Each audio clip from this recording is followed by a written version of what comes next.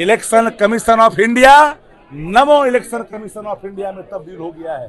For the people, by the people, of the people के concept को पूरी तरह से भारतीय जनता पार्टी समाप्त कर करके for the election commission, why the election commission, of the election commission स्थापित करना चाहती है। पहले भी कहा कि भारतीय जनता पार्टी मतों की डकैती करने वाली पार्टी बन गई है। जगलर बुजदिल जगलर पार्टी है भारतीय जनता पार्टी। बी से बुजदिल, जे से जगलर और पी से पार्टी।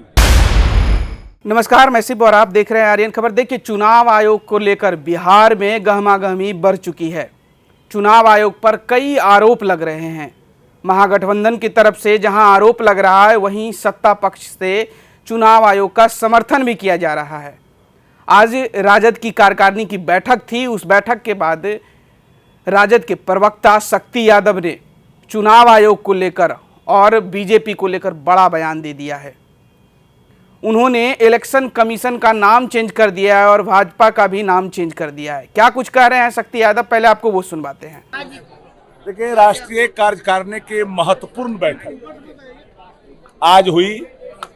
2022 में जिन राष्ट्रीय कार्यकारिणी का गठन हुआ था, उसकी आज अंतिम बैठक थी। कल राष्ट्रीय परिषद की बैठक होगी। आज के राष्ट्रीय कार्यकारिणी की बैठक में राजनीतिक, आर्थिक, सामाजिक और विदेश नीति से संबंधित प्रस्तावों को प्रस्तुत किया गया। इन प्रस्तावों को कल के राष्ट्रीय परिषद में भी रखे जाएंगे। संगठन को सशक्त, मजबूत, जन सरोकार का, आम आदमी का संगठन राष्ट्रीय जनता दल बने, ये संकल्प भी लिए गए।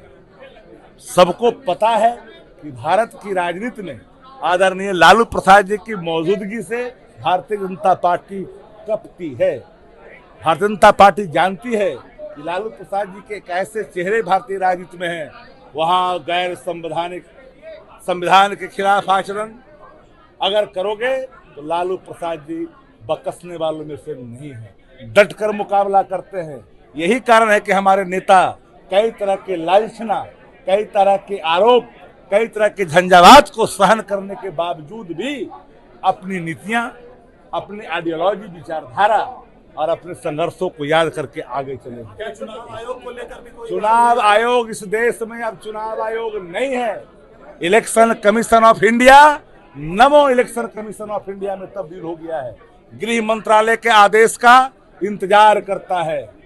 For the people, by the people, of the people के कंसेप्ट को पूरी तरह से भारतीय जनता पार्टी समाप्त कर करके for the election commission, why the election commission, of the election commission स्थापित करना चाहती है।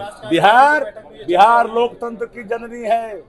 बिहार से अगर लोकतंत्र को लहूलुहान करने की नापाक कोशिश किया जा रहा है, उसे बर्दाश्त नहीं किया जा सकता है। इस संघर्ष की भूमि है।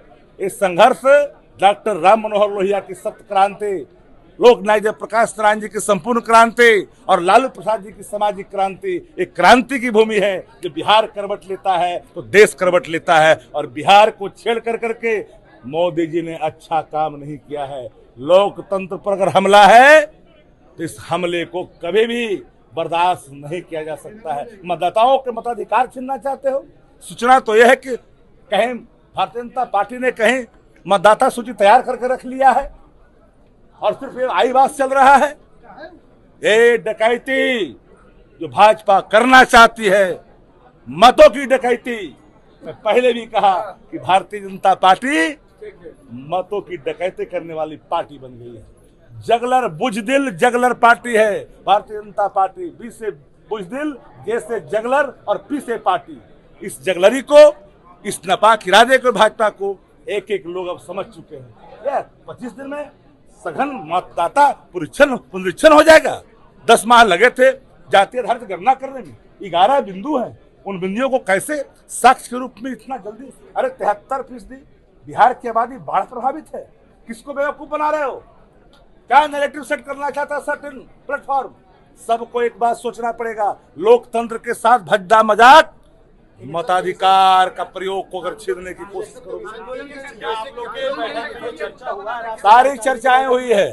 सारे चर्चाओं पर पूरी तरह से सघन चर्चा हुई है।